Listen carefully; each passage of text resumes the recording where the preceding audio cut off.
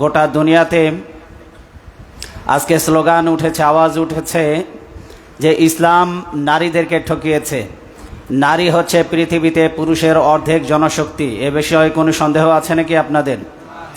সারা দুনিয়াতে নারীরা যখন নিদারুণভাবে লাঞ্ছিত, অপমানিত এবং কষ্টের মধ্যে জীবনযাপন করছিল, গোটা দুনিয়া, আরব এবং ইউরোপ সহ অন্যান্য দেশগুলিতে নারীরা যখন জন্তু জানোয়ারের মতো মনে করা হতো, মানুষ হিসাবে তাদের কোনো মর্যাদা ছিল না, অধিকার ছিল না, স্বীকৃতি ছিল না, তখন ইসলাম নারীকে যথাযথ মর্যাদা এবং সম্মান দিয়ে তাদেরকে মর্যাদার সুউচ্চ আসনে প্রতিষ্ঠিত করেছে। কথা বলেন ঠিক কিনা? আল্লাহ নারীদের ব্যাপারে পুরুষ জাতিকে সম্বোধন করে বলেন, হুন্না লিবাসুল্লাকুম ওয়া আনতুম লিবাসুল্লাহ হুন্না। নারীরা হচ্ছে তোমাদের পোশাক এবং তোমরাও হচ্ছে নারীদের পোশাক পরিচ্ছদ স্বরূপ। আচ্ছা বলেন, পোশাক মানুষ পরিধান করে কি জন্য? মানুষের দেহ, তার দোষ ত্রুটি সব কিছু ঢেকে রাখে পোশাক, ঠিক কিনা? নারী পুরুষের দোষ ঢেকে রাখবে, পুরুষও নারী দোষ ঢেকে রাখবে। একজন আরেকজনের নিরাপত্তার রক্ষা কবচ হবে, ঠিক কিনা বলুন? এটা বলা হয়েছে সূরা আল বাকারার 187 নম্বর আয়াতে। আল্লাহ আরো বলছেন, ইয়া আইয়ুহান নাস, হে মানব মণ্ডলী, ইত্তাকু রাব্বাকুম, তোমরা তোমাদের রবকে ভয় করো, আল্লাযী খালাকাকুম মিন নাফসিন ওয়াহিদা, যিনি তোমাদেরকে এক আত্মা থেকে তৈরি করেছেন। কয় আত্মা? এক আত্মা। মানে আমাদের পিতা করেছেন অসংখ্য নারী এবং পুরুষ আল্লাহ তৈরি করে গোটা দুনিয়াতে ছড়িয়ে দিয়েছেন। কোন সুবহানাল্লাহ। ওয়াত্তাকুল্লাহ আল্লাযী তাসাআলুনা বিহি ওয়াল আরহাম, আল্লাহকে ভয় করো, যাকে ভয় করে তোমরা একে অন্যের কাছ থেকে আত্মীয়তার সম্পর্ক দাবি করে থাকো। আল্লাহ বলছে যে পরস্পরের নিকটে তোমরা যেমন হক দাবি করে থাকো, অনুরূপভাবে ওয়াল আরহাম, আত্মীয়তার সম্পর্ক দাবি করে থাকো আল্লাহকে কেন্দ্র করে। আমরা যে স্বামী স্ত্রীর সম্পর্ক সমাজে দেখি, এটা কাকে কেন্দ্র করে বলেন? যদি আল্লাহকে সাক্ষী রেখে, যদি আল্লাহর কালিমাকে সাক্ষী রেখে, যদি আমরা আল্লাহর দেওয়া বিধান অনুযায়ী যদি একজন আরেকজনকে কবুল না করত, তাহলে কি নারী এবং পুরুষ একজন আরেকজনের জন্য হালাল হতো? এই হালাল সম্পর্কের মধ্য দিয়ে আত্মীয়তার সম্পর্ক তৈরি হয়। কথা বলেন ঠিক কিনা? আল্লাহ সেই কথাটাই আমাদেরকে স্মরণ করিয়ে দিলেন সূরা নিসার 1 নম্বর আয়াতে। এবার আসুন, নারী অধিকার বলতে কি বোঝায়? নারীর মর্যাদা বলতে বোঝায় নারীর ন্যায়সঙ্গত অধিকারকে। নারীর বলেন ন্যায়সঙ্গত অধিকার যেটা, সেটাকেই বলা হয় নারীর মর্যাদা বা সম্মান। এবার আসুন আমরা দেখব যে প্রকৃত অর্থে নারী অধিকার বলতে কি বোঝানো হয়। নারী অধিকার বলতে সামাজিক, পারিবারিক, রাজনৈতিক, অর্থনৈতিক, জাতীয় এবং আন্তর্জাতিক সকল ক্ষেত্রে নারীর যথাযথ মূল্যায়ন, এটাকে বলা হয় নারীর অধিকার। জাতীয় জীবনে, আন্তর্জাতিক জীবনে, সামাজিক জীবনে, পারিবারিক জীবনে, রাজনৈতিক জীবনে, অর্থনৈতিক জীবনে সকল ক্ষেত্রেই নারীর যথাযথ মূল্যায়ন, এটাকে কি বলা হয়? নারীর অধিকার। বলেন, নারীর অধিকার বলা হয়। এবার আসুন আমরা দেখি একটু ইসলাম পূর্ব যুগে নারীর অবস্থান সমাজে কেমন ছিল। নারীদেরকে প্রথমত মনে করা হতো জাহেলি সমাজে নারী হলো ভোগ এবং বিলাসিতার একটি পণ্য। নাউজুবিল্লাহ বলেন। অন্যান্য পণ্য যেভাবে করে বাজারে বিক্রি করা হতো, নারী ছিল এই রকমের ভোগের একটি পণ্য যা বাজারে বিক্রি করা যায়। নারী বাজারে বিক্রি করা হতো। নারীর সম্মান এবং মর্যাদা জাহেলি সমাজের মানুষেরা কোথায় নামিয়ে দিয়েছিল। তাদের প্রতি রূঢ় এবং কঠোর আচরণ করা হতো। নারীর সামাজিক স্বীকৃতি এবং মর্যাদা সেই সমাজের মধ্যে ছিল না। এবার দেখুন স্বামীর কাছে স্ত্রীকে কিভাবে রিপ্রেজেন্ট করা হতো জাহেলি সমাজে। একজন স্বামী চাইলেই একজন স্ত্রীকে কি করতে পারত? গ্রহণ করতে পারত, বিবাহ করতে পারত। আবার চাইলেই যখন খুশি সে তালাক দিয়ে দিতে পারত। স্ত্রীকে চাইলে সে অন্যের কাছে বিক্রিও করে দিতে পারত। আবার হাসতে খেলতে অন্যের কাছে স্ত্রীকে কোনো রকমের বিনিময় ছাড়াই সে দিয়ে দিত। আবার স্ত্রী ছিল মানুষের ঋণ পরিশোধের মাধ্যম। ঋণ পরিশোধ করার জন্য বিনিময় হিসাবে তারা স্ত্রীকে দিয়ে দিত। বলেন নাউজুবিল্লাহ। বলেন ওই সমাজে নারীর কোনো সম্মান, কোনো মর্যাদা আসলে কি ছিল? কোনো সম্মান মর্যাদা সেই সমাজের মধ্যে ছিল না। কন্যা সন্তান জন্মগ্রহণ করাটাকে সেই সমাজে লজ্জার জনক মনে করা হতো। আল্লাহ সুবহানাহু ওয়া তাআলা তিনি সেই বিষয়টি উল্লেখ করে বলছেন যে জাহেলি সমাজে কন্যা সন্তান জন্মগ্রহণ করাকে লজ্জাজনকই মনে করা হতো তা নয়, বরং জীবিত কন্যা সন্তানকে তারা জীবন্ত কবর দিত। নাউজুবিল্লাহ বলেন। আল্লাহ বলছেন ওয়াইজা বুশরা আহাদুহুম বিল উনসা, যখন তাদেরকে কন্যা সন্তানের সুসংবাদ দেওয়া হতো। কন্যা সন্তানের কি দেওয়া হতো? আল্লাহ সুসংবাদ বলেছেন। একটু খেয়াল করুন, যে কন্যা সন্তানগুলিকে জীবন্ত কবর দেওয়া হতো এদেরকে কিয়ামতের ময়দানে জিজ্ঞাসা করা হবে, ওয়াইজাল মাউউদাতু সুইলাত, কোন কারণে কোন অপরাধে তোমাদেরকে হত্যা করা হয়েছিল তোমরা বলো। নারীদের আর কোনো অপরাধ ছিল না। এই গোলাপের পাপড়ির মতো ছোট্ট ছোট্ট নিষ্পাপ এই বাচ্চাগুলির একটাই অপরাধ, আল্লাহ তাদেরকে নারী করে দুনিয়াতে পাঠিয়েছেন। আর কোনো অপরাধ ছিল? বলেন, একটা নিষ্পাপ বাচ্চা দুনিয়াতে আসার পরে কোনো অপরাধ করতে পারে? নারী এবং পুরুষ দুইটা সৃষ্টির মধ্যে আল্লাহ মানুষ যে সৃষ্টি করেছেন দুইটা জাতিতে বিভক্ত করেছেন, একটা নারী আর একটা পুরুষ। আল্লাহ যার কল্যাণ কামনা করেন আল্লাহ তাকে কন্যা সন্তান দান করেন। সুবহানাল্লাহ বলেন। কোরআনের সিগনিফিকেন্সটাই এইরকম বলা হয়েছে। আল্লাহ বলছে ইয়াখলুকু মা ইয়াশা ইয়াহাবু লিমান ইয়াশা ইনাসা, আমি যা ইচ্ছা তাই সৃষ্টি করি মাতৃগর্ভের মধ্যে, যাকে ইচ্ছা কন্যা দেই। আগে কার কথা? আগে বলেন কার কথা? আল্লাহ আগে বলছে আমি যাকে ইচ্ছা কন্যা সন্তান দেই। আল্লাহ 2 নম্বরে বলছে যে ইয়াহাবুলি মাইয়াশা ইনাসা ওয়া ইয়াহাবুলি মাইয়াশা উযকুর, আমি যাকে ইচ্ছা পুত্র দেই। তাহলে 2 নম্বরে কে? 1 নম্বরে আল্লাহু আকবার বলেন। আল্লাহ বলছেন আও ইযাওয়িজুহুম যুকরানা ওয়া ইনাসা, আমি যাকে ইচ্ছা কন্যাও দেই পুত্রও দেই। সুবহানাল্লাহ বলেন। তাহলে যারা পুত্রও পেয়েছে কন্যাও পেয়েছে এরা আরো বেশি সৌভাগ্যবান, ঠিক কি না? আল্লাহ বলছেন আও ইযাওয়িজুহুম যুকরানা ওয়া ইনাসা ওয়া ইয়াজআলু মাইয়াশা আকিমা, আর যাকে ইচ্ছা আমি কিছুই দেই না। আপনি তো একটা মেয়ে পেয়ে অসন্তুষ্ট, 2টা মেয়ে পেয়ে অসন্তুষ্ট যে ছেলে হইল না, কিন্তু আল্লাহ কাউকে সারা জীবনে কোনো সন্তানই দেন নাই। সেই মা বাবা জানে তার কলিজাটা কতটা মানে হাহাকার, তার কলিজাটা কতটা শূন্যতা বিরাজ করছে। এটা যে নিঃসন্তান সেই দাম্পত্য ছাড়া পৃথিবীর কেউ সেটা উপলব্ধি করতে পারবে না। এই জন্য ছেলে হোক মেয়ে হোক উভয়টাতেই আমরা রাজি আছি। কথা বলেন ঠিক কিনা? আল্লাহ যদি উভয়টাই আমাদেরকে দেন তাহলে আল্লাহর কাছে আমরা বেশি আরো শুকরিয়া আদায় করব। রাজি আছি তো ইনশাআল্লাহ? আল্লাহ কিয়ামতের ময়দানে নারীদেরকে জিজ্ঞাসা করবেন কোন অপরাধে তোমাদেরকে হত্যা করা হয়েছিল। ওয়াইজাল মাউউদাতু সুইলাত বিআইয়ি যামবিন কুতিলাত, কোন অপরাধে তোমাদেরকে হত্যা করা হয়েছে। সূরা তাকবীরের 8 এবং 9 নম্বর আয়াতে আল্লাহ বলে দিয়েছেন। এরপরে দেখুন, জাহেলি সমাজে পিতা মাতা স্বামী মৃত্যুবরণ করলে তাদের পরিত্যক্ত সম্পদে নারীর কোনো অধিকার ছিল না, কোনো অধিকার ছিল না। এবং সুন্দরী যুবতী নারীদেরকে বিবাহ করত কিন্তু মোহর দিত না। এটা ছিল জাহেলি যুগের সমাজ ব্যবস্থা। আবার অন্যত্র বিবাহ বসবে একটা মেয়ে চাইলে সেখানেও অভিভাবকদের বাধা, কারণ এই মেয়ে যদি অন্য কেউ বিবাহ করে তাহলে তার সম্পদ অন্যের হাতে চলে যাবে। এই জন্য বিয়ে দেওয়া থেকেও তারা বিরত থাকতো। নারীদেরকে নিজেরাও বিয়ে করতো না, অন্যত্র তারা বিবাহ দিত না। আল্লাহ এটা নিন্দা সমালোচনা করেছেন। সুতরাং শুধু এখানেই শেষ নয়, নারীদেরকে দিয়ে তারা রীতিমতো দেহ ব্যবসা করাতো। এই জাহেলি যুগের এই কালচার, এই ট্র্যাডিশনটা বর্তমান সমাজেও আছে না নাই? নারীদেরকে দেহ ব্যবসায় বাধ্য করানো হয়। আমার কাছে এমন রিপোর্টও আছে, নারী চায় না নিজের সতীত্ব বিক্রি করতে, কিন্তু জোর করে তার অভিভাবক তাকে বিক্রি করে দিয়েছে। সেটা সৎ মা অথবা নিজের অভিভাবক, নিজের চাচা মেয়েকে বিক্রি করে দিয়েছে পতিতালয়ের কাছে। বিভিন্ন মেয়েদের সাক্ষাৎকার অনলাইন সোশ্যাল মিডিয়াতে দেখা যায়। তার নিজস্ব অভিভাবকরা দেহ ব্যবসার জন্য তাকে বাধ্য করে। নাউজুবিল্লাহ বলেন। কোন যুগের সমাজ ব্যবস্থা এটা? তাহলে আমরা তো জাহেলি যুগের সমাজ ব্যবস্থার মধ্যে আমরা যারা বলি ওই যুগকে গালি দেই, এইজ অফ ইগনোরেন্স বলি, অন্ধকারচ্ছন্ন তামাশাচ্ছন্ন যুগ বলি, ওই যুগকে গালিগালাজ করি। আপনারা আমাকে বলেন জাহেলি যুগের চাইতে কোন অংশে আমাদের সমাজ ব্যবস্থা উন্নত অগ্রগতির দিকে এগিয়ে গেছে? শুধু অর্থনৈতিকভাবে এগোলেই এটাকে এগোনো বলে না। অর্থনৈতিকভাবে সমৃদ্ধ হওয়া আর মানুষের জীবনযাত্রার মান উন্নত হওয়া এটাকে উন্নতি বলে না। মানুষের মধ্যে যদি নীতি নৈতিকতা, ধর্মীয় এবং মানবিক মূল্যবোধ জাগ্রত না হয় তাহলে একজন পশু এবং মানুষের মধ্যে কোনো পার্থক্য থাকতে পারে না। আল্লাহ এই জোরপূর্বক যে সমস্ত নারীদেরকে দিয়ে দেহ ব্যবসা করানো হতো আল্লাহ এটা সমালোচনা করেছেন। আল্লাহ বলছেন ওয়ালা তুকরিহু ফাতায়াতিকুম আলাল বিগা ইন আরাদনা তাহাসসুনাল লিতাবতাগু আরাদাল হায়াতিদ দুনিয়া। পার্থিব সম্পদ অর্জনের জন্য যে সমস্ত নারীরা পবিত্র থাকতে চায় জোর করে তাদেরকে দিয়ে দেহ ব্যবসা করিও না, অন্যায় কাজে বাধ্য করো না। কে নিষেধ করেছেন? বলেন কে নিষেধ করেছেন?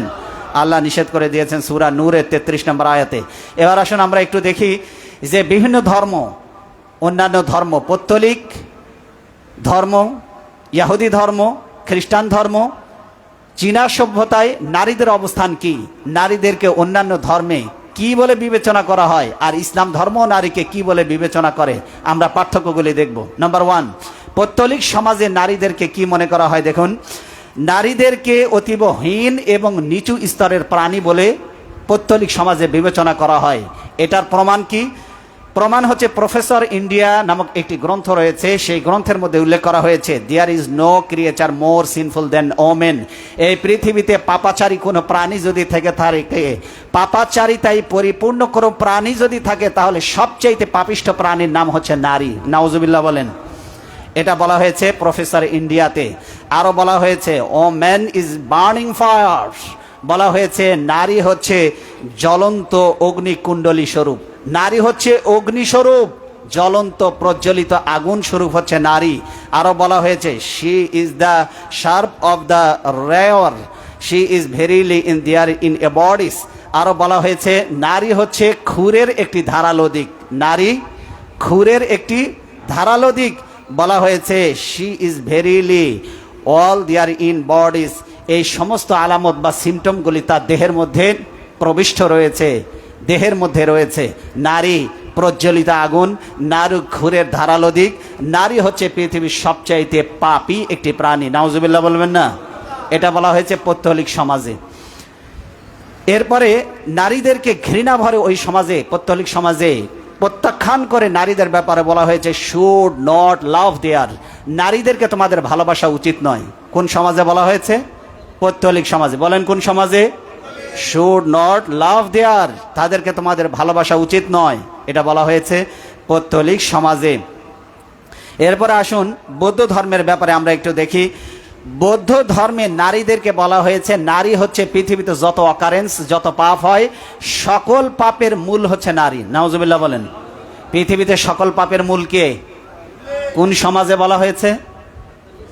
বৌদ্ধ ধর্মে। বলেন কোন সমাজে বলা হয়েছে? বৌদ্ধ ধর্মে বলা হয়েছে। দেখেন ওই সমাজে নারীদের দৃষ্টিভঙ্গি সম্পর্কে ঐতিহাসিক ওয়েস্ট মার্ক তিনি কি বলছেন? Women are of all the sceneries which the temper has spared for man the most dangerous, in women are embodied all the power of infatuation which blind the mind of the world.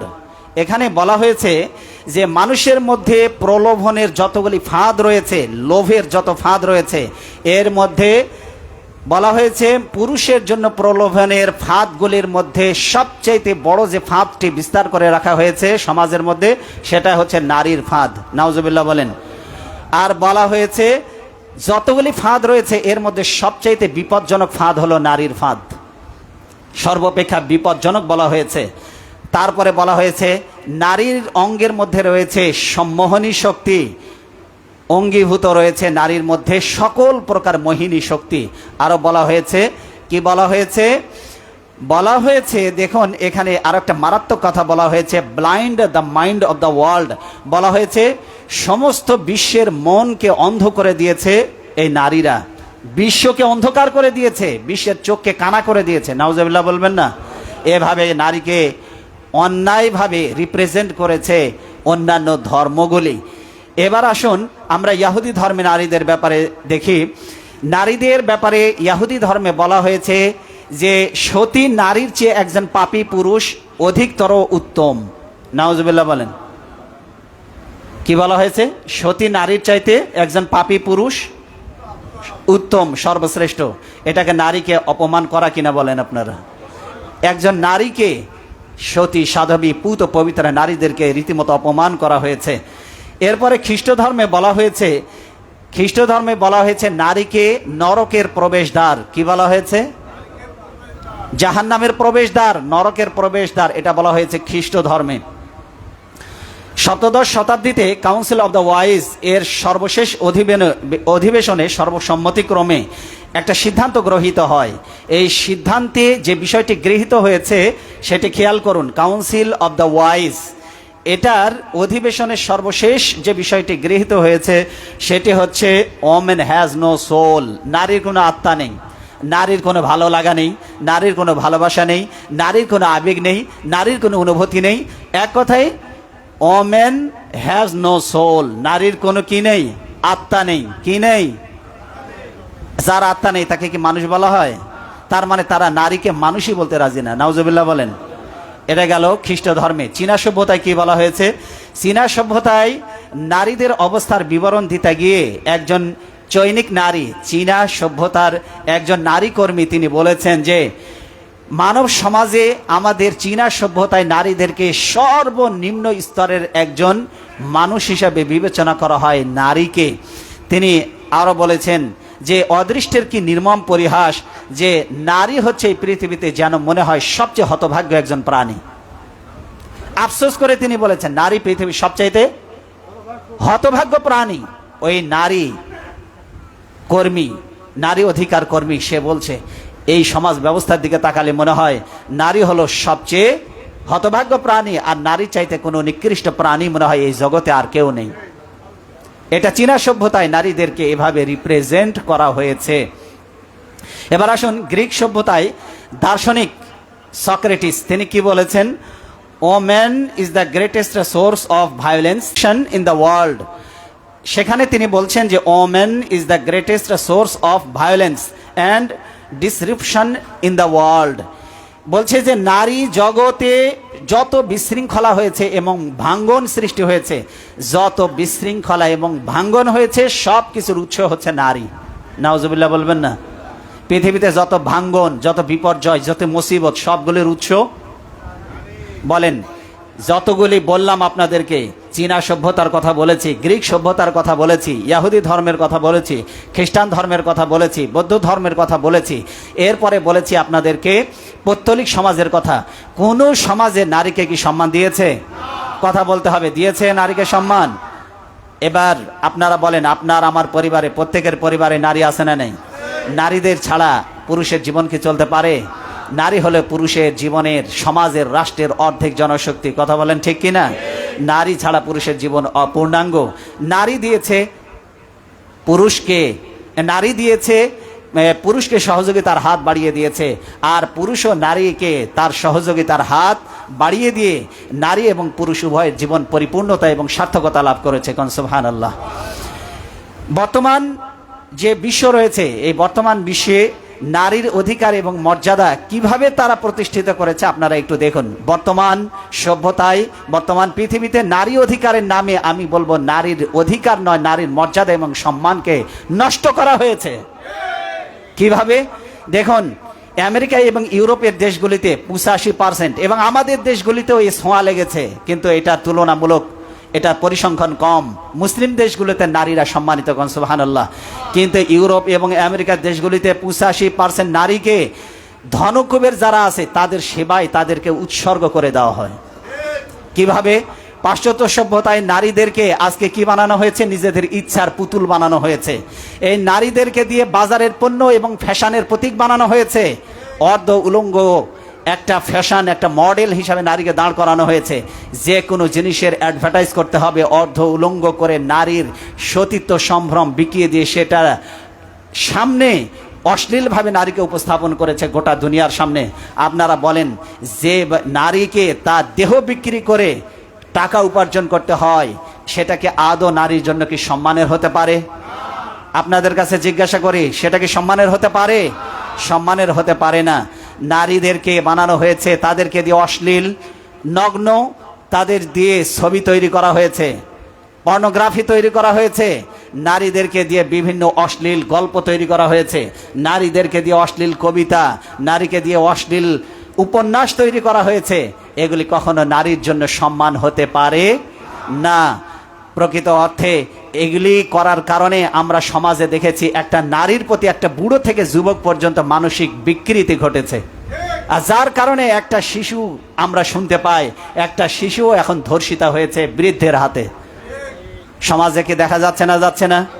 একটা বৃদ্ধা নারী একটা যুবকের হাতে ধর্ষিতা হয়েছে, এমনও news আমাদের চোখের সামনে আসে না? আসে না? আমি চিন্তা করেছি, একটা গোলাপের পাপড়ির মতো একটা সুন্দর একটা ফুটফুটে গোলাপ, একটা শিশু, যৌবনের কোনো চিহ্ন তার মধ্যে ফুটে ওঠেনি, কিন্তু সে কি করে একটা নরপশু লালসার শিকার হলো, যৌন হয়রানির শিকার হলো, শিলতাহানির শিকার হলো। আমি খুঁজে অনুসন্ধান করে পেয়েছি, মাঝে মধ্যে পুরুষ হিসেবে নিজেকে পরিচয় দিতে লজ্জা লাগে, কেন জানেন? আমি খুঁজে পেয়েছি এর কারণটা কি। ওর মধ্যেতে যৌবনের কোনো চিহ্নই ফুটে ওঠেনি। 3 বছর 5 বছরের শিশুর ওপরে হায়নার মতো ঝাঁপিয়ে পড়া হলো কেন? এর একটাই কারণ, নগ্নতা এবং অশ্লীলতা, নির্লজ্জতা, বেহায়াপনাকে সমাজে ছড়িয়ে দেওয়া হয়েছে। একটা অশ্লীল যুবতী নারী যখন সামনে দিয়ে হেঁটে যায়, একটা অশ্লীল যুবতী নারীর সিন যখন একটা যুবকের সামনে যখন ইউটিউবে ভেসে ওঠে, যখন সিনেমার পর্দায় ভেসে ওঠে, তখন ওই সুন্দরী যুবতীকে সে কাছে না পেয়ে তার যৌন ক্ষুধা চরিতার্থ করার জন্য নিষ্পাপ এই ছোট্ট বাচ্চার উপরে সে পশুর মতো ঝাঁপিয়ে পড়ে।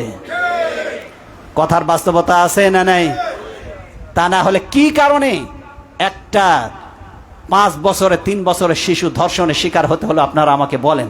এর একমাত্র কারণ, নারীদেরকে অশ্লীলভাবে সমাজে উপস্থাপন করা হয়েছে। সুতরাং এই অশ্লীলতা কখনো নারীর সম্মানের প্রতীক হতে পারে? আমরা চাই নারীরা তাদের আক্ষরিক অর্থে সম্মান এবং মর্যাদা লাভ করুক, যে সম্মান এবং মর্যাদা দিয়েছে ইসলাম। কে দিয়েছে বলুন? ইসলাম নারীর অধিকার এবং মর্যাদা, তার নিরাপদ, তার ইজ্জতের সুরক্ষায় ইসলাম যে ব্যবস্থাপনাগুলি গ্রহণ করেছে সেগুলি ধাপে ধাপে আপনাদের সামনে আমি উপস্থাপন করছি। প্রথম কথা হচ্ছে, আমাদের আদি মাতা নাম কি? হাওয়া আলাইহিস সালাম। তাকে আল্লাহ সৃষ্টি করেছেন আমাদের পিতা আদম আলাইহিস সালামের বাম পাজরের ওপরের বাঁকা হাড় দিয়ে। কি দিয়ে তৈরি করেছেন?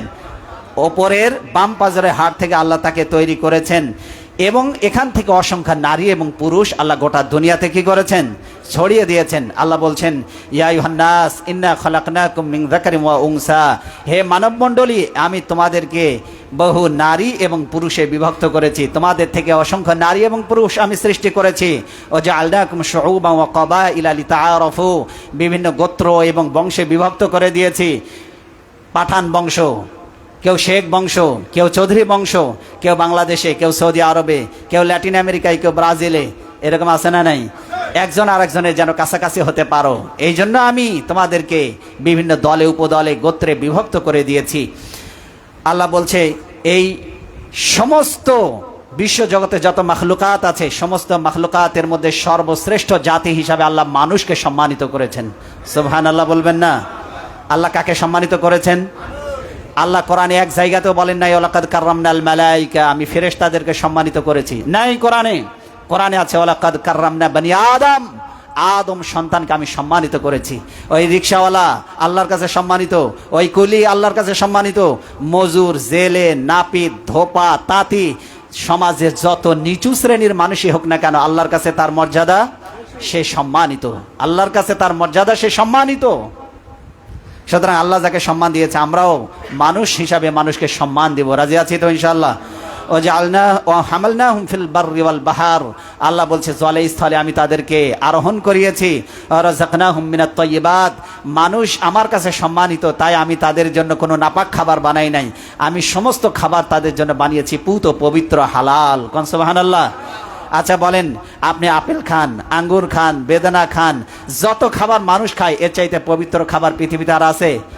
কিন্তু আপনি যা খেয়ে ফেলে দেন ওইটা হলো প্রাণীর খাবার, আর সবচেয়ে ভালো উত্তম খাবার আল্লাহ আপনার জন্য বানিয়েছেন। কারণ সম্মানিত মানুষের জন্য সম্মানিত খাবার, রুচিশীল খাবার, আর সবটাকে আল্লাহ প্যাকেট করে ঢাকনা দিয়ে ঢেকে সাজিয়ে গুছিয়ে আপনার সামনে প্রস্তুত করে দিয়েছেন। সুবহানাল্লাহ বলবেন না? আচ্ছা কলা খান, কলা কি প্যাকেট করা না সুলা? কথা বলেন না কেন? আপেল খান, সুলা না অসুলা? কাঁঠাল খান, সেটা কি সুলা না অসুলা?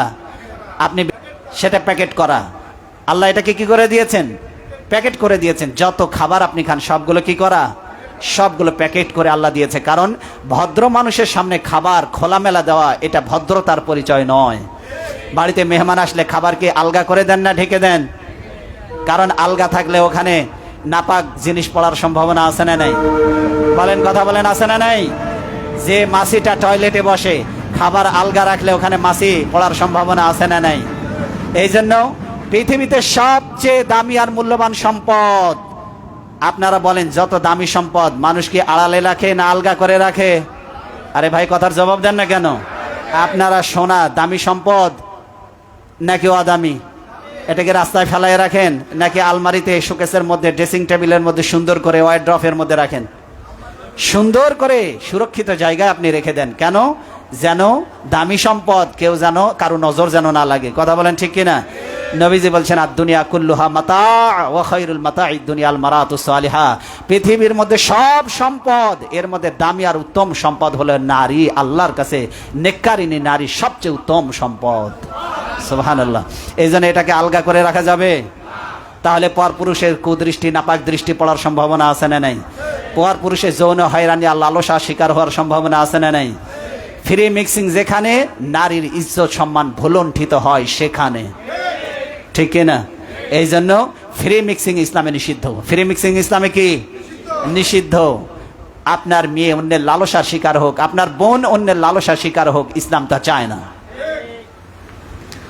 নারীর স্বাধীনতা তারাই দাবি করে, মুরগির স্বাধীনতা শিয়াল যেমন দাবি করে, নারীর স্বাধীনতা তারাই দাবি করে। কারণ মুরগি যদি স্বাধীন হয়ে যায় তাহলে শিয়ালের জন্য সুবিধা। কথা বলেন ঠিক কিনা? আমরা তোমাদের মতলব বুঝি। নারী স্বাধীনতার নাম করে নারীদেরকে উলঙ্গ করে বের করে, অর্ধ উলঙ্গ নগ্নভাবে উপস্থাপন করে তোমরা নারীদেরকে নিজেদের লালসার শিকারে পরিণত করবে, এটা মুসলমান তা কোনোদিন হতে দিতে পারে না, ঠিক কিনা? এই জন্য আল্লাহ নারীকে সম্মানিত করেছেন, আল্লাহ রসুল নারীদেরকে সম্মানিত করেছেন। ওয়ালাহুন্না মিসলুল্লাযী আলাইহিন্না বিল মারুফ ওয়ালির রিজালি আলাইহিন্না দারাজা। আল্লাহ বলছে স্ত্রীদের পুরুষের ন্যায় ন্যায়সঙ্গত অধিকার রয়েছে। তবে নারী সমাজ জেনে রেখো, তোমাদের উপরে আমি স্বামীদেরকে প্রাধান্য দিলাম। সুবহানাল্লাহ বলেন। আর রিজালু কাওয়ামুনা আলান নিসা, নারীদের উপরে পুরুষদেরকে আল্লাহ প্রাধান্য দিলেন সূরা নিসার 34 নম্বর আয়াতে। কারণ আল্লাহ বলছে নারীরা সোনা প্রাধান্য দিয়েছে এই কারণে তারা তোমাদের জন্য ব্যয় করে। কোন সুবহানাল্লাহ। তারা তোমাদের নিরাপত্তা রক্ষা কবচ। কারণ নারীকে হেফাজতের জন্য পুরুষ, নারীর উপরে বিপদ ঝড় ঝাপটা আসলে নারী তাকে হেফাজতের জন্য পুরুষ ছাতার মতো সামনে দাঁড়িয়ে যায়। কথা বলেন ঠিক কিনা? প্রয়োজনে নিজের জীবন দিয়ে দেয়, কিন্তু নারীর সম্মানকে ভুলণ্ঠিত হতে দেয় না। এই জন্য কিছু সেক্টরে আল্লাহ নারীদেরকে, আল্লাহ পুরুষদেরকে নারীদের উপরে প্রাধান্য দিয়েছেন। যেমন মসজিদের ইমাম নারী হতে, বলেন, আজান নারী দিতে পারবে না, একামত নারী দিতে পারবে না। ইসলামী রাষ্ট্রে prime minister of the state, ইসলামী রাষ্ট্রে, ওয়ান ইসলামিক রাষ্ট্রের কথা বলছি না, ইসলামী রাষ্ট্রে আমিরুল মুমিনিন খলিফাতুল মুসলিমিন একজন নারী হতে পারবে না। যেমন মসজিদের ইমাম নারী হতে পারবে না। এটা নারীর প্রতি অবিচার নয়, এটা হলো সুবিচার। কারণ এই দায়িত্বটা নারী পালন করতে পারবে না। কারণ আল্লাহ শারীরিকভাবেই তাকে কিছু সীমাবদ্ধতা দিয়ে তৈরি করেছেন, নাকি করেন নাই? মান্থলি একটা তাদের পিরিয়ডের একটা সমস্যা হয় না? হয় না? সেই সময় নারীর যদি রোগগ্রস্ত থাকে তাহলে পুরুষের ইমামতি করবে কে? এই জন্য আল্লাহ তাকে নারীর ইমাম হওয়া থেকে অব্যাহতি দিয়েছেন। এটা নারীর প্রতি সুবিচার নয়, অবিচার নয়, এটা নারীর প্রতি সুবিচার। কথা বলেন ঠিক কিনা? এই জন্য নারীদের ব্যাপারে ইসলাম যে অধিকার প্রতিষ্ঠিত করেছে, পৃথিবীর কোনো ধর্ম সে অধিকার দিতে পারে নাই। এক নম্বরে নারীকে তো দিয়েছে পৃথিবীর সবচেয়ে বড় অধিকার, বেঁচে থাকার অধিকার। বলেন কিসের অধিকার? প্রত্যেকটা মানুষ স্বাধীনভাবে জন্মগ্রহণ করে বেঁচে থাকার সুযোগ সুবিধা আল্লাহ তাকে দিয়েই দুনিয়াতে পাঠিয়েছেন। কিন্তু ওই জাহেলি সমাজে কি করা হতো? ওই যা বুশরা আহাদুহুম বিল উনসা, যখন নারী পৃথিবীতে এসেছে, কন্যা সন্তান জন্মগ্রহণ করেছে, এই সুসংবাদ যখন কন্যার বাবাদেরকে দেওয়া হতো, জল্লা ওয়াজহুহু মুসওয়াদ্দান ওয়া হুয়া কাযীম, আল্লাহ বলছে তাদের মুখমণ্ডল একদম কালো হয়ে যেত। কি হয়ে যেত বলেন? সবাই একটু মনোযোগ দেন। কি হয়ে যেত? নারী জন্মগ্রহণ করেছে কন্যা সন্তান, এটা সুসংবাদ দিলেই কি হয়ে যেত? মুখমণ্ডল কালো হয়ে যেত। ওয়া হুয়া কাযীম, সে অসহ্য মনস্তাপে কষ্ট ক্লিষ্টে সে জর্জরিত হয়ে যেত, মানে রাগে ক্রোধান্বিত হতে থাকতো, রাগে ফুলতে থাকতো। আল্লাহ বলছে ইয়াতাওয়ারা মিনাল কওমি মিন সু মা বুশরা বিহি আইমসিকুহু আলা হুনিন আম ইয়াদুসুহু ফিত তুরাব। সে মানুষের কাছ থেকে নিজেকে লুকিয়ে রাখতো, আড়াল করে রাখতো। সে এখন মানুষের এই নিপীড়ন সহ্য করে সে তার কন্যাকে বাঁচিয়ে রাখবে নাকি জীবন্ত কবর দিয়ে দেবে, সেই সিদ্ধান্ত সে নিয়ে নিত। আল্লাহ বলছে আলা সামা ইয়াহকুমুন, শুনে রাখো, ওরা যে সিদ্ধান্ত নিতে, এর চাইতে নিকৃষ্ট সিদ্ধান্ত আল্লাহর আকাশের নিচে জমিনের উপর আর একটিও ছিল না। সবচেয়ে নিকৃষ্ট সিদ্ধান্ত নিত, জীবন্ত কন্যা সন্তানকে কবর দিত। আল্লাহ সেই বেঁচে থাকার অধিকার নারীকে দিয়েছে। কাকে দিয়েছে? সূরা নাহালের 58 এবং 59 নম্বর আয়াতে সেই অধিকার আল্লাহ প্রতিষ্ঠিত করেছেন। আল্লাহ বলছে ওয়ালা তাকতুলু আওলাদাকুম খাশিয়াতা ইমলাক, দারিদ্রতার ভয়ে সন্তানদেরকে হত্যা করো না। নাহনু নারযুকুহুম ওয়া ইয়াকুম, আমি তোমাদেরকে যেমন রিজিক দেই ওদেরকেও ঠিক তেমনি আমি রিজিক দেব। বলেন কে আপনাকে রিজিক দেয়? বলেন কে রিজিক দেয়? আচ্ছা, মানুষ যত বাড়ছে রিজিক কি তত কমতেছে না বাড়তেছে? আচ্ছা, যখন 7.5 কোটি মানুষ ছিল তখন শুনতাম এক বেলা খাইতো আর এক বেলা না খেয়ে থাকতো। আর এখন তো 17 কোটি মানুষ 3 বেলা খায়, তারপরেও হয় না। বিকেলে নাস্তা দিয়ে 4 বেলা পড়ে যায়, তাও খাবারের কোনো সংকট নাই। কথা বলেন ঠিক কিনা? তাহলে মানুষ যত বাড়বে রিজিক তত আল্লাহ আসমান থেকে নাজিল করবেন। রিজিকের দায়িত্ব কার? সূরা বনী ইসরাঈলের 31 নম্বর আয়াতে আল্লাহ বলে দিলেন, আল্লাহ রসুল নারীর অধিকার সম্পর্কে তিনি বললেন, যা 2টি কন্যা সন্তান বালেগ হওয়া পর্যন্ত যে লালন পালন করবে। কয়টি কন্যা সন্তান? তাহলে একটি যারা আছে তারা তো মনে হয় জান্নাত পাবেন না। একটা যারা কন্যা সন্তানের বাবা, একটা কন্যা সন্তানের বাবা, তাদের জন্য সুসংবাদ। 3টে কন্যা সন্তানের বাবা, 4টা 5টা, যত সংখ্যক কন্যা সন্তানের বাবা, তাদের জন্য সুসংবাদ। নবীজি বলছেন, কন্যা সন্তানকে আদব তরবিয়ত শিক্ষা দিয়ে, সৎ পাত্রস্থ করে, ভালো আদব কায়দা শিক্ষা দিয়ে, উত্তম ব্যবহার করে স্বামীর হাতে যে বাবা তুলে দেয়, নবীজি বললেন, আমি আর কন্যা সন্তানের বাবা জান্নাতে পাশাপাশি এমন অবস্থান করব যেভাবে আমার 2টি আঙ্গুল দাঁড়িয়ে আছে। কোন সুবহানাল্লাহ। এই বলে তিনি তার এই তর্জনী এবং মধ্যমা আঙ্গুল তিনি ইশারা করে দেখালেন, এইভাবে কন্যার পিতা আর আমি জান্নাতে থাকব। এর চেয়ে সৌভাগ্য কন্যার পিতাদের আর কি হতে পারে? 2 নম্বর হচ্ছে সম্পদের অধিকার আল্লাহ দিয়েছেন নারীকে। কিসের অধিকার বলুন? সবাই বলেন কিসের অধিকার? অন্যান্য ধর্মে কন্যা সন্তানের সম্পদের কোনো অধিকার নাই। পৌত্তলিক সমাজে বিয়ের সময় যা খরচা করবে ওইটাই শেষ, বিয়ের সময় যা যৌতুক দিবে ওইটাই শেষ। বাবার সম্পত্তিতে কন্যার কোনো অধিকার নেই। কিন্তু আল্লাহ কি বলছেন? লিররিজালি নাসিবুম মিম্মা তারাকাল ওয়ালিদান। আল্লাহ বলছেন লিররিজালি নাসিবুম মিম্মা ইকতাসাবনা, নারী যা উপার্জন, পুরুষ যা উপার্জন করবে সেটা পুরুষের জন্য। ওয়ালিন নিসাই নাসিবুম মিম্মা তারাকনা, আর নারী যা উপার্জন করবে সেটা নারীর জন্য। আল্লাহ বলছে ওয়াসআলুল্লাহ মিন ফাদলি, আল্লাহর অনুগ্রহ তোমরা প্রার্থনা করো। এটা গেল নারী ব্যক্তিগতভাবে যা উপার্জন করবে সেটা নারীর সম্পদ, আর পুরুষ যা উপার্জন করবে সেটা পুরুষের সম্পদ। সুতরাং নারী উপার্জন করে বলে আপনি নারীর টাকা আপনি নিয়ে নেবেন, এই অধিকার ইসলাম আপনাকে দেয় নাই। ইসলাম নারীকে বলছে তুমি বাড়িতে সেলাই মেশিনের কাজ করে, তুমি শিক্ষকতার মহান পেশায় নিয়োজিত হয়ে, অথবা অফিসে আদালতে কলকারখানায় কাজ করে মাস শেষে তুমি যে বেতন পাবে ওই টাকা স্বামীর নয়, ওই টাকা হলো তোমার। তুমি ইচ্ছে করলে নিজের জন্য ব্যয় করতে পারো, স্বামীর জন্য সংসারের জন্য ব্যয় করতে পারো, আর না চাইলে না করতে পারো। এই স্বাধীনতা কে দিয়েছে? আল্লাহ দিয়েছে।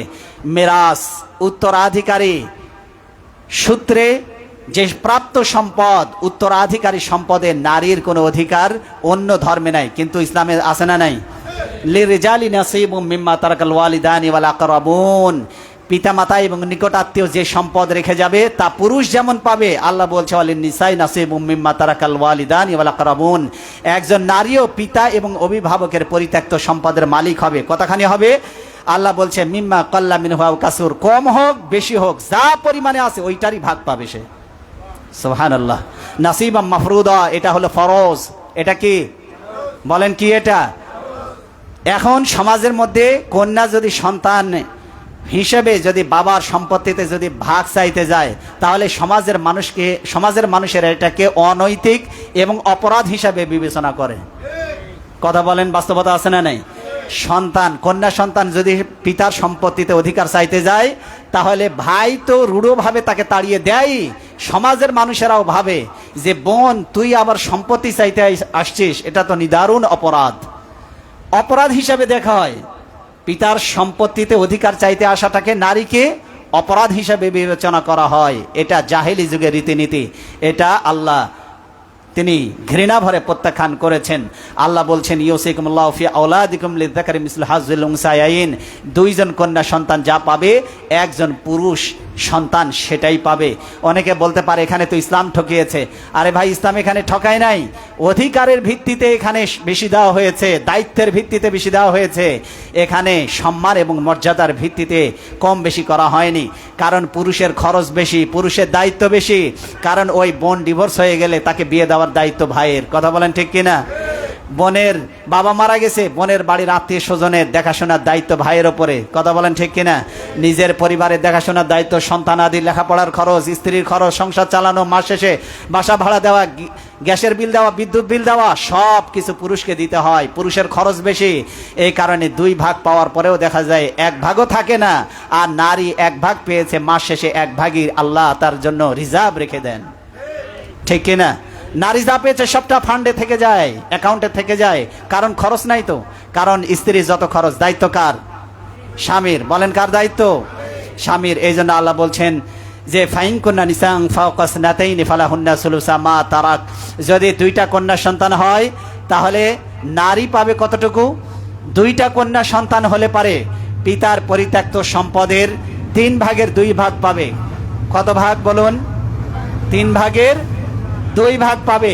আর যদি 1টা কন্যা সন্তান হয়, আল্লাহ বলছে ওয়াইন কানাত ওয়াহিদাতান ফালাহান নিসফ, যদি 1টা কন্যা সন্তান হয় তাহলে পিতা মাতার পরিত্যক্ত সম্পদের অর্ধেক পাবে। কতখানি? অর্ধেক।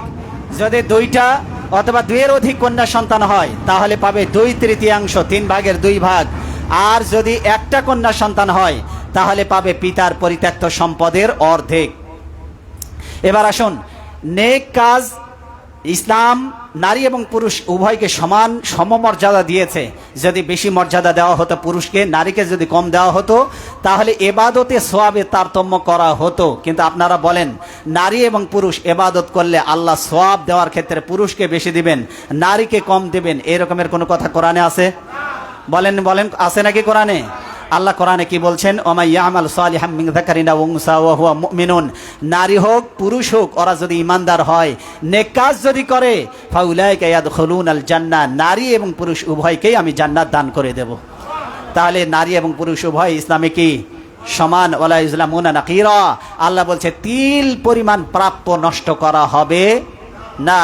আল্লাহ বলছেন মান আমিলা সালিহাম মিন যাকারিন ওয়া উনসা ওয়া হুয়া মুমিন ফালানুহিয়ান্নাহু হায়াতান তাইয়্যিবা, নারী হোক পুরুষ হোক যদি ইমানদার হয়, নেক কাজ যদি করে, আল্লাহ বলছে উভয়কে আমি পবিত্র জীবন আমি দান করে দেব। ওয়ালা নাজজিয়ান্নাহুম আজরাহুম বিআহসানি মা কানু ইয়ামালুন, নারী হোক পুরুষ হোক যত ভালো কাজ করবে সবচেয়ে ভালো কাজের যে প্রতিদান, অন্যান্য সকল কাজের প্রতিদান ভালো কাজের প্রতিদান অনুসারে আমি প্রদান করব। সুবহানাল্লাহ। নারী এবং পুরুষ আল্লাহর কাছে সমান। বিবাহের মাধ্যমে নারীকে অধিকার এবং মর্যাদা আল্লাহ দিয়েছেন। বিবাহ জাহিলি সমাজে নারীদেরকে বৈবাহিক ক্ষেত্রে বাধা প্রদান করা হতো, নিজের ইচ্ছে মতো স্বামী বাছাই করে তারা নিতে পারতো না, চাইলেই বিয়ে করতে পারতো না। আর পুরুষ চাইলেই বিয়েও করতে পারতো, যখন খুশি ছেড়েও দিতে পারতো। আল্লাহ এটা নিন্দা জ্ঞাপন করে তিনি বলেন ফাঙ্কিহু মা তাবা লাকুম মিনান নিসা, ও পুরুষ তোমরা শোনো, নারীদের মধ্যে যাদেরকে তোমাদের ভালো লাগে 2 জন 3 জন 4 জন তোমরা বিয়ে করো।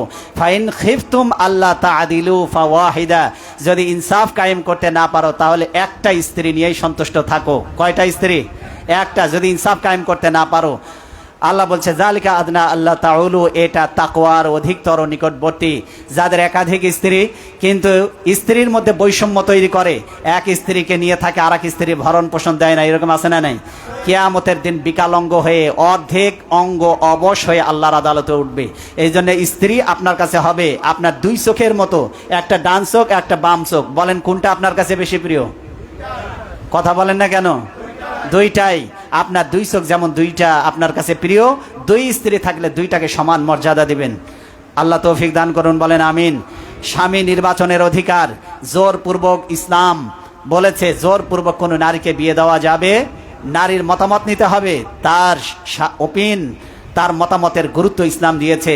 আল্লাহ রাসূল সাল্লাল্লাহু আলাইহি ওয়াসাল্লাম বলছেন লা তুনকাহুল আইয়ামু হাত্তা তুস্তাআযানা, তিনি বলছেন একটা বিবাহিত নারী যদি আবার স্বামী গ্রহণ করতে চায়, তালাক হয়ে গিয়েছে, প্রাপ্তবয়স্ক নারী, তাহলে তার আদেশ সাপেক্ষে তোমরা তার বিবাহের ব্যবস্থা করো, তার অনুমতি না নিয়ে তোমরা বিবাহের ব্যবস্থা করো না। তার অনুমতি ব্যতীত বিয়ে দেওয়া যাবে না বয়স্ক মেয়ের ক্ষেত্রে, প্রাপ্ত বয়স্ক মেয়ের ক্ষেত্রে। ওয়ালা তুনকাহুল বিকরু হাত্তা তুস্তাআযানু ক্বালু ইয়া রাসূলুল্লাহ কাইফা ইযনুহা।